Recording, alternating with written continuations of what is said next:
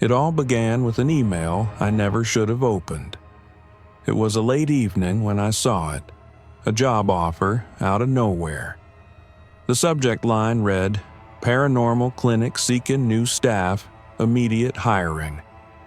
Normally, I would have deleted something like that without a second thought, but something about it caught my eye. The logo in the corner of the email was odd. Something about it felt off. But the offer was too good to pass up. I had been working dead-end jobs for years, temping, janitorial work, and anything that came my way to make ends meet.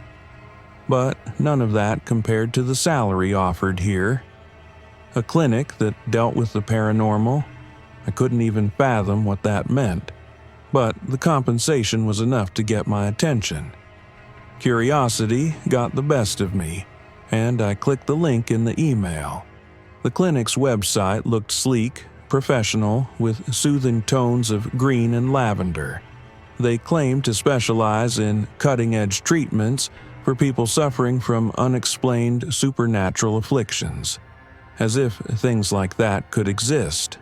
The more I read, the more I felt like I was stepping into a surreal world, a place where the impossible was a daily routine.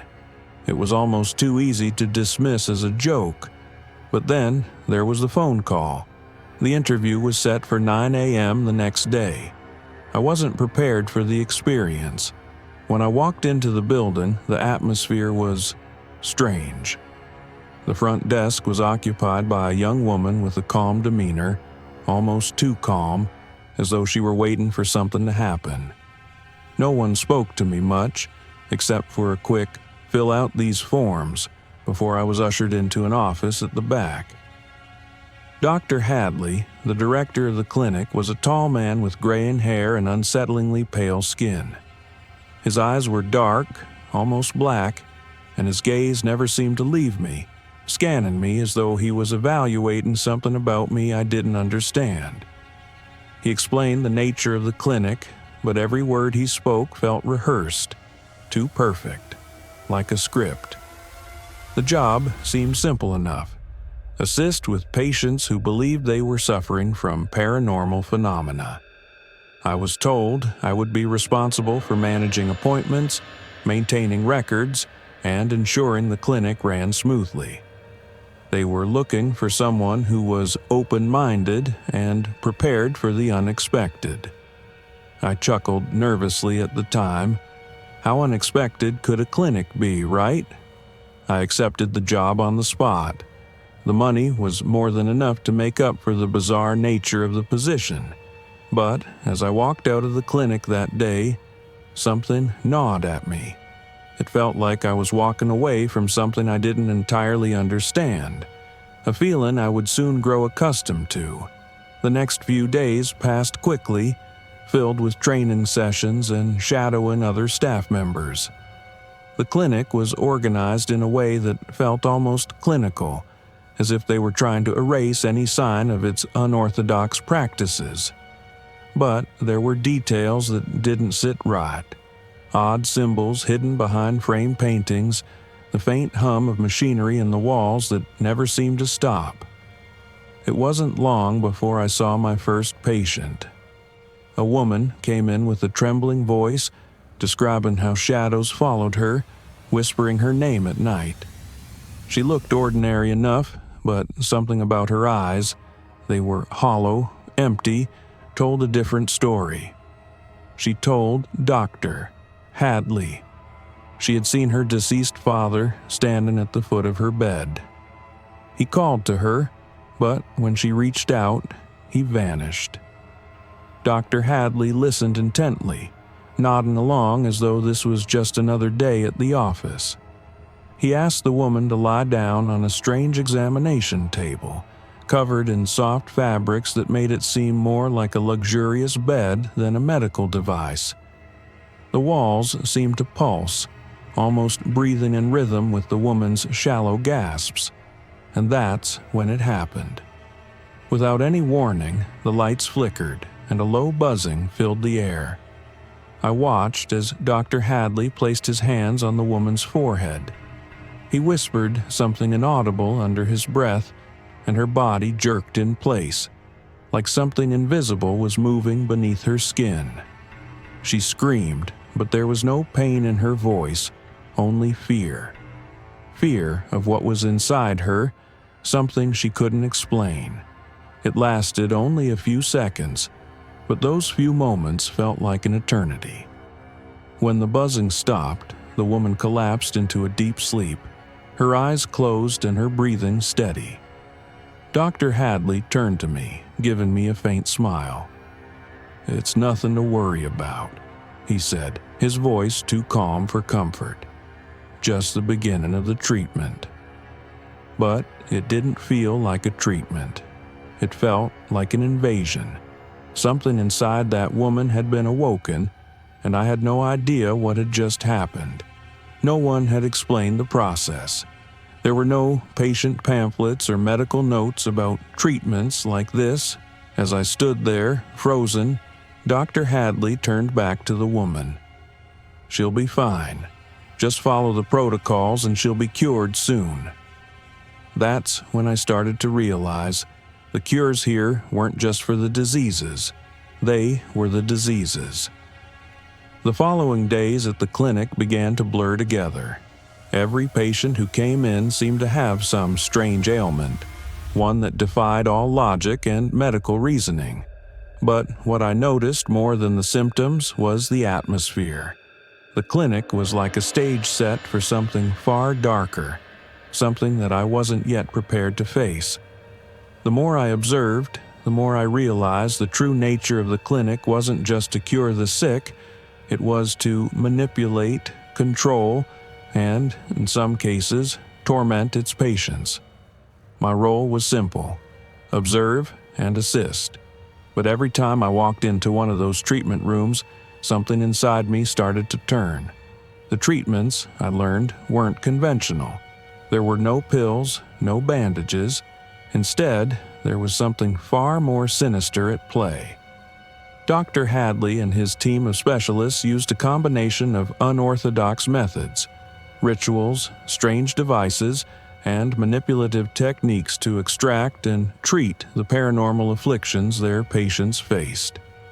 The first instance of this I witnessed was with a young man named Brian. He was in his 20s with a haunted look in his eyes. He came in complaining of being followed by something invisible. He spoke about hearing voices, feeling hands brush against him in the dark, and seeing shadowy figures lurking around corners. When he walked into the clinic, his face was pale, his eyes wide with fear. Dr. Hadley sat Brian down on the treatment chair, a contraption I'd only seen in old horror movies, a padded chair with straps to secure the arms and legs. Brian's hands trembled as he clasped them together, but there was no hesitation when Dr. Hadley asked him to lie down. There was an unsettling calm in Brian's demeanor, as if he had already resigned himself to the idea that something horrible was about to happen.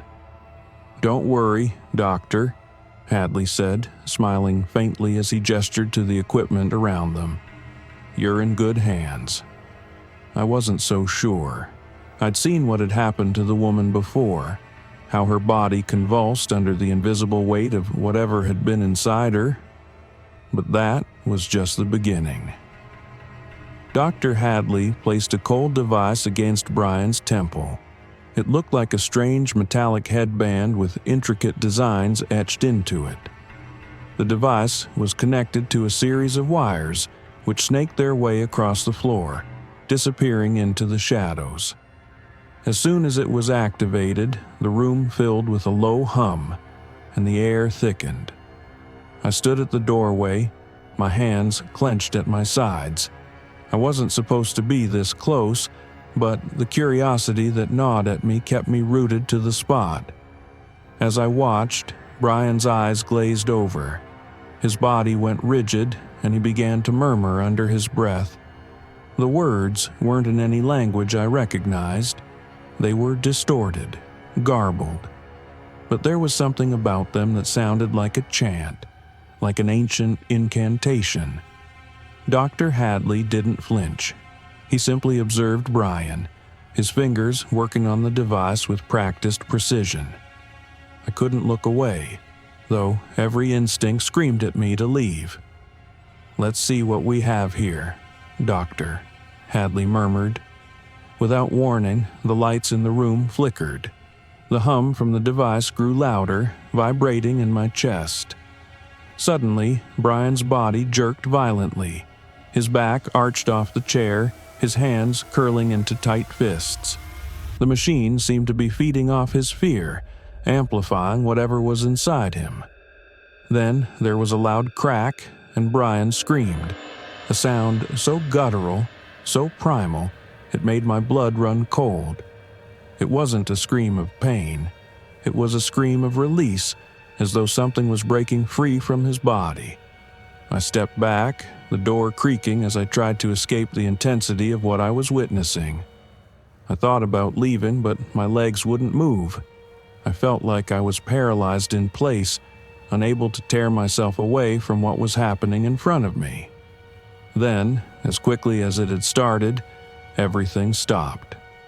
The machine powered down, and Brian slumped back in the chair, unconscious. His breathing was slow and steady, as though nothing had happened. The device emitted a soft click, and Dr. Hadley stepped back, his face unreadable. "He'll be fine now," Dr. Hadley said calmly, as though nothing unusual had occurred. I didn't believe him. I couldn't. I had seen something change in Brian's face as the machine whirred to life. It was as if he had been possessed for those few moments, driven by an unseen force. I tried to shake off the image, but it lingered in my mind. Brian was released after a few hours of observation. He walked out of the clinic on shaky legs, but with a smile on his face. He thanked Dr. Hadley, saying he finally felt free of whatever had been haunting him. It was disturbing how quickly his terror had turned to calm, how easily he had accepted whatever had been done to him. The rest of my shift passed uneventfully, but I couldn't stop thinking about the treatment I had witnessed. The machine had done something to Brian, something irreversible. He had left the clinic, but I couldn't shake the feeling that whatever was inside him hadn't truly been cured. The next few days were filled with more treatments, each one more bizarre and unsettling than the last. There was the woman who had been possessed by her own reflection. She swore that her reflection had started to move on its own, mimicking her actions but with an evil twist. The clinic had a special room for this type of case, a mirror-lined chamber where the patient would be strapped in front of the mirror and subjected to a series of manipulations. And then there was the man who claimed to have been visited by entities from another realm. He said they spoke to him in a language he couldn't understand, but had warned him of an impending disaster. His treatment involved a ritual that I couldn't even begin to comprehend, a mixture of chanting, smoke, and flashing lights that nearly made my head spin. Afterward, he claimed that he had seen the truth, though it didn't seem to make him any less disturbed. Through it all, I started to understand one thing. The clinic wasn't a place of healing. It was a place of control, of power, where the boundaries between the living and the supernatural were blurred in ways I couldn't have imagined. And the people who came through the doors, they weren't being cured. They were being trapped. They were being shaped into something else, something dangerous. As the days turned into weeks, the oddness of the clinic became almost routine. I no longer questioned the strange treatments or the unexplainable events. It wasn't that I had grown numb to it. It was more that I had learned to accept it, as if the clinic itself was warping my sense of reality. But beneath the surface, something darker was stirring, and it wasn't long before I realized that the clinic's methods were far more insidious than I had ever imagined. One night, Dr. Hadley introduced me to a new patient, a man named James. He had been referred to the clinic after a series of disturbing events had taken place at his home. He spoke of seeing figures in his peripheral vision, hearing whispers in the night, and being stalked by an unseen force that seemed to follow him wherever he went. His case was unlike the others I had seen. He wasn't plagued by shadows or hallucinations. No, James seemed to be haunted by something more dangerous, something that seemed to feed on his fear. When he arrived at the clinic, his eyes were wide with panic, his face pale and gaunt. He didn't seem like the kind of person who belonged in a mental institution. No, he seemed too aware of what was happening around him, too frightened to be faking his symptoms. He had a haunted look in his eyes, a look that suggested he knew something terrible was about to happen to him. Dr. Hadley led James to one of the treatment rooms where I was instructed to assist him. The room was sterile, like all the others, with white walls and clinical lighting. But there was something unnerving about the way the light flickered above James's head, casting shadows that seemed to dance across the room in unnatural patterns. I tried to shake off the feeling, but it was hard to ignore. "What's been happening, James?" Dr. Hadley asked, his voice smooth and calm, as if this were just another ordinary case. James hesitated for a moment, his lips trembling. It's always there, watching me. I can feel it like a presence. I'm not imagining this, doctor. I swear to you it's real. It follows me." Dr. Hadley nodded as if he'd heard this 100 times before. "You're not imagining it. We've encountered entities like this before. They're just misunderstood. We'll help you. You just have to trust us." The words "trust us" hung in the air like a warning. I had heard them many times before, but tonight they carried a different weight. I couldn't shake the feeling that Dr. Hadley was speaking not just to James, but to me as well, like I was the one being pulled into something I didn't fully understand. Dr. Hadley handed me a small vial of liquid and instructed me to give it to James. "This will help relax him," he said. "We'll begin the process of extraction shortly." I gave James the vial. His hands shook as he accepted it, but he drank it without protest. Within minutes, his breathing slowed, his body relaxed, and his eyes became heavy with sedation. Dr. Hadley motioned for me to step back as he activated one of the clinic's more unusual devices, a large, cylindrical chamber that looked like something straight out of a sci-fi movie. The chamber hummed to life, and as it filled with a soft purple glow, James began to stir. "What is that thing?" I whispered to Dr. Hadley, my voice tinged with unease. Dr. Hadley smiled. "It's a manifestation extractor. It's designed to remove entities from the host's mind and body. A simple procedure, really. We've had excellent results." I stared at the machine, unsure of what I was hearing. Manifestation extractor? That sounded like something out of a horror film, not a legitimate medical practice, but I'd seen enough at the clinic to know that nothing here followed any kind of conventional logic. Still, the thought of removing an entity from a person's body by force left me feeling cold. As the machine began its work, James's body convulsed violently. His limbs jerked, and his chest heaved with ragged breaths. It was as if something inside him was fighting to stay in control. I stepped back, unable to look away as Dr. Hadley watched with a calm expression, his eyes fixed on the readout of the machine. James screamed. The sound was primal, inhuman, nothing like the scream of a person in pain. It was as if he were being torn apart from the inside out. I wanted to intervene, to stop the procedure, but I couldn't bring myself to do it. I was trapped in the horror of it, unable to move, to think clearly. Finally, after what felt like an eternity, the machine powered down. James's body lay still on the table, his chest rising and falling with shallow breaths. But something had changed in his face. His features were gaunt, as if the procedure had drained the life from him. He looked empty, hollow, like a shell of the man who had come into the clinic. Dr. Hadley approached him, his hand gently resting on James's forehead. "It's done," he said, his voice soft and reassuring. "You're free now." But James didn't respond. His eyes fluttered open, but they were empty, as if the life that had once been there had been snuffed out. There was nothing left behind. I felt a cold shiver run down my spine. Something had gone terribly wrong. What just happened?" I asked, my voice barely a whisper. Dr. Hadley turned to me, his face impassive. "Sometimes the extraction process is too much for the host to bear.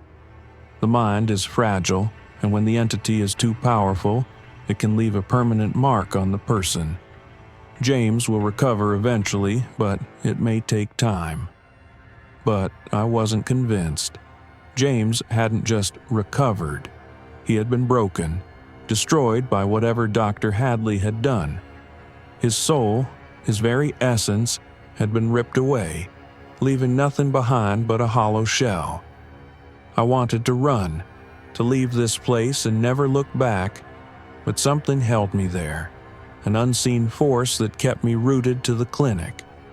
I couldn't shake the feeling that I was a part of something far darker than I had ever imagined. And I was just beginning to understand that the clinic's true purpose wasn't to heal the sick. It was to control them, to twist them into something else entirely, something dangerous, and I was already too deep to escape. After James's treatment, I found it increasingly difficult to ignore the gnawing sense of unease that had taken root in my chest. What had happened to him? The look in his eyes, empty, hollow, haunted me long after I left the clinic that night. It wasn't just the grotesque nature of the procedure, it was the realization that the clinic wasn't just treating these people, it was consuming them, distorting them, and leaving them broken in ways that could never be repaired. But, as disturbing as it was, life at the clinic moved forward. New patients arrived with their own twisted afflictions. They were desperate for a cure, and they trusted Dr. Hadley, even as I began to see the darker side of his methods. I began to ask myself, how many more people would be shattered by the so-called cures before anyone noticed? One of the clinic's most regular patients was a woman named Claudia. She was in her early 30s, with wild, untamed hair and dark circles under her eyes. She was terrified of sleep. She came in weekly, describing how she was constantly tormented by nightmares, vivid and real, that would bleed into her waking hours. In these dreams, she claimed to see herself trapped in a labyrinthine house, her body contorted and broken, her face twisted in agony as she was pursued by something that never showed itself. She spoke of hearing her own voice echoing through the halls, screaming for help, but no one ever came. Her case was different. Unlike the other patients who had physical symptoms, Claudia's affliction was purely psychological, or so I thought. At first, Dr. Hadley prescribed her a standard sedative, but it didn't work. Her symptoms worsened. So, the clinic turned to more unconventional methods. Claudia's treatment involved a series of rituals, ancient rites, chants, and even practices that I couldn't quite place. The clinic's staff would guide her through these sessions, but each time she seemed to get worse. She described her nightmares becoming more intense, the house in her dreams growing ever larger, its halls twisting and distorting. One night, Dr. Hadley instructed me to assist in one of these rituals, It was to be the final session. The cure, he called it. I watched as Claudia was strapped into a chair, her body trembling with fear. Her eyes were wide with terror, her pupils dilated. She couldn't sit still. The room was dimly lit, and the walls felt suffocating, closing in as the ritual began. "Claudia," Dr. Hadley said softly, his voice calm, almost hypnotic. "Tonight, we're going to rid you of the house in your dreams. You will face the darkness. You will confront what's chasing you." Claudia didn't respond. Her gaze was fixed on the ground, her breath shallow. The room was filled with an eerie silence, save for the faint murmur of Dr. Hadley's incantations. The lights flickered as he spoke, and I felt a strange pressure in the air, as though the very walls were vibrating with an unseen force. The ritual progressed slowly, and I could feel the tension rising in the room. The temperature dropped, and the shadows on the walls seemed to twist and shift. The floor beneath my feet creaked. Something was wrong. I could feel it in my bones, the gnawing sensation that something was about to break through, something that had no business being in this world. Dr. Hadley placed a cold, silver pendant on Claudia's chest. The pendant was intricately engraved with symbols that I couldn't recognize, but they seemed ancient, as if they had been carved by hands long dead. The pendant began to glow, faintly at first, then with increasing intensity. Claudia gasped, her eyes flying open. She was no longer in control. Her body jerked in the chair, her arms and legs spasming as if she were being pulled by unseen strings. Her mouth opened, but no sound came out, only a low, guttural growl that seemed to resonate in the room. The shadows around her flickered, and I saw something moving within her, writhing beneath her skin. "Stop!" I shouted, taking a step forward, but Dr. Hadley raised a hand, signaling me to stay back. "It's working," he said, his voice filled with a strange satisfaction. "We've unlocked the door, the path to her cure. She must face it now." But what Claudia was facing wasn't her nightmare. It was something else, something that had been waiting, something dark and hungry. I could see it now, its form shifting and moving in the air above her like a dark cloud of smoke. It was the same force that had tormented her in her dreams, only now it was here in the room, feeding off the ritual. Claudia screamed, a sound so chilling it could freeze the blood in your veins. But as I watched, the scream turned into laughter.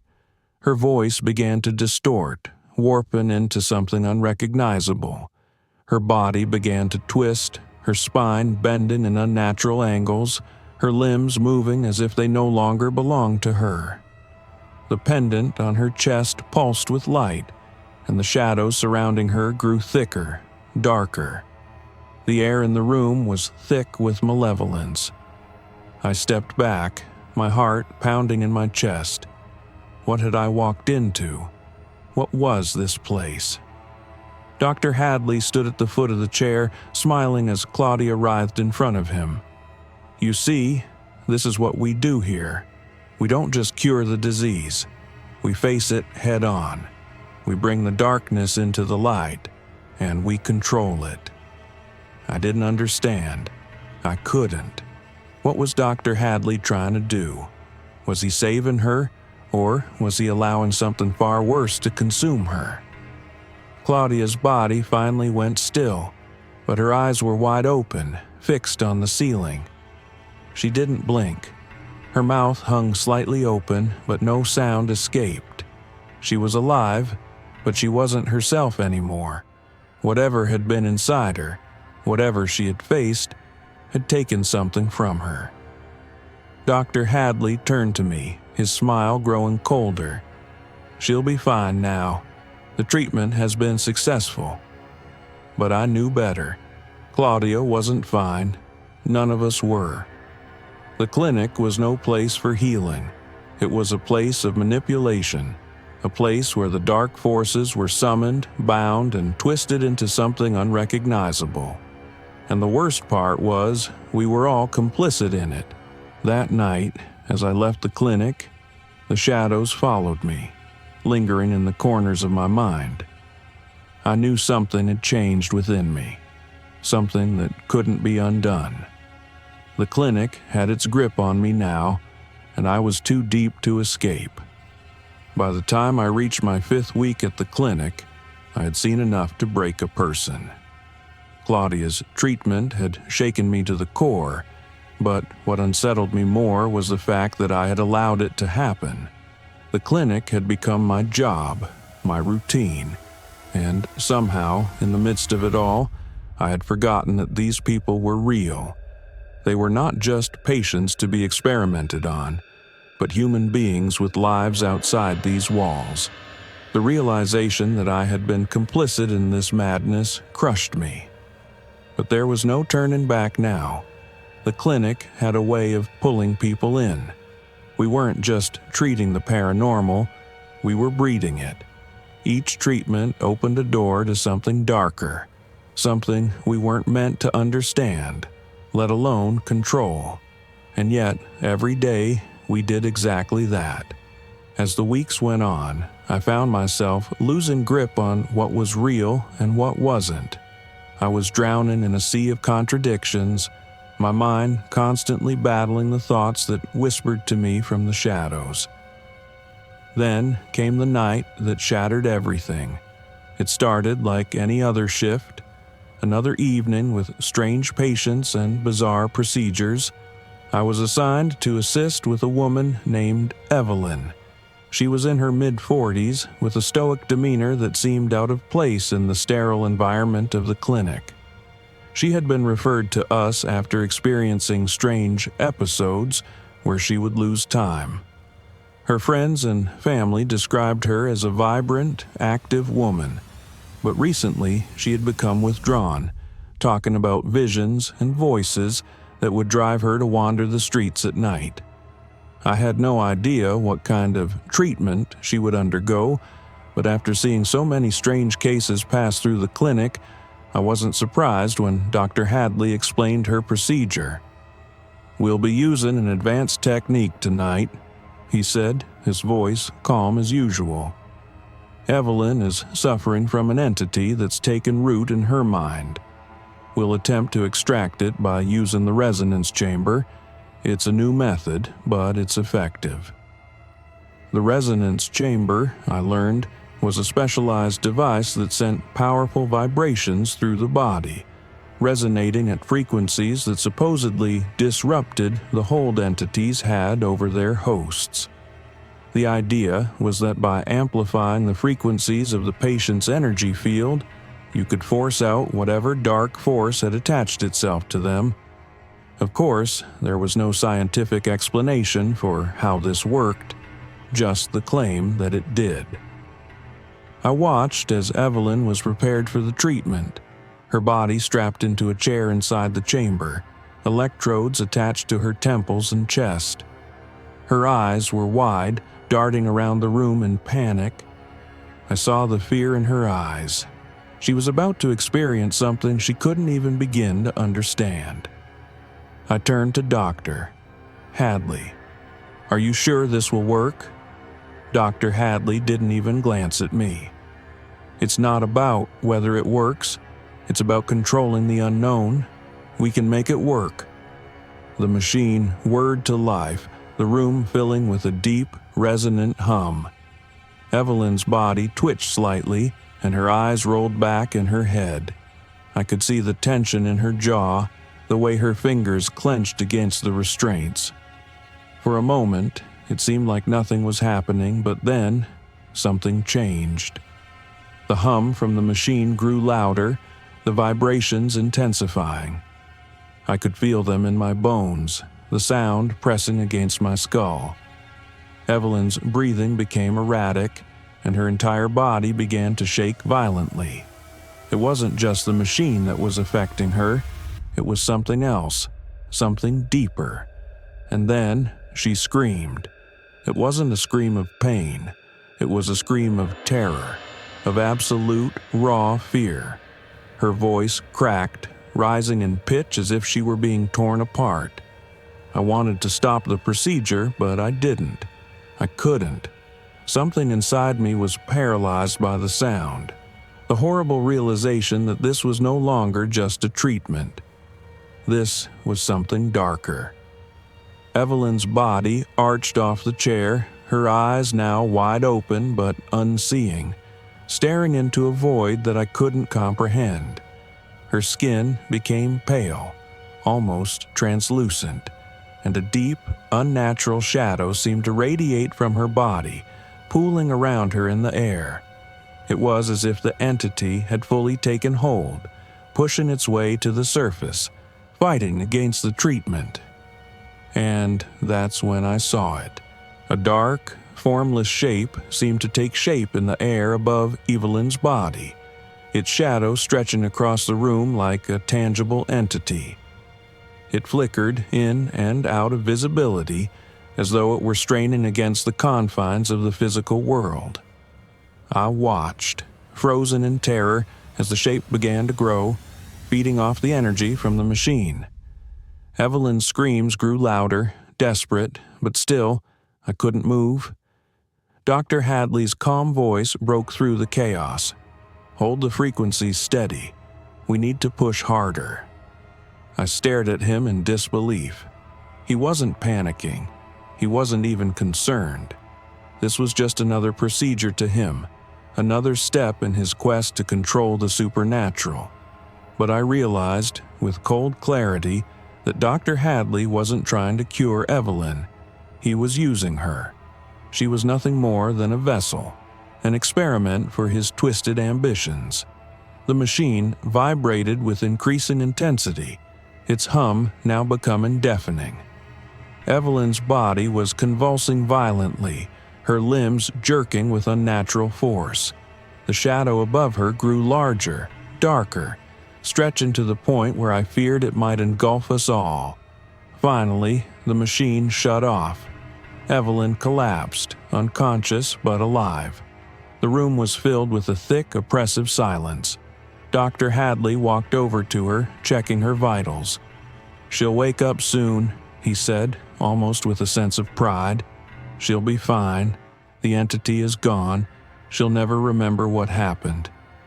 But I knew better. Evelyn wasn't fine. She might have been physically intact, but whatever had been inside her, whatever had been dragged out, had left something behind. A piece of her soul had been ripped away, and what remained was nothing more than a hollow shell. I was done.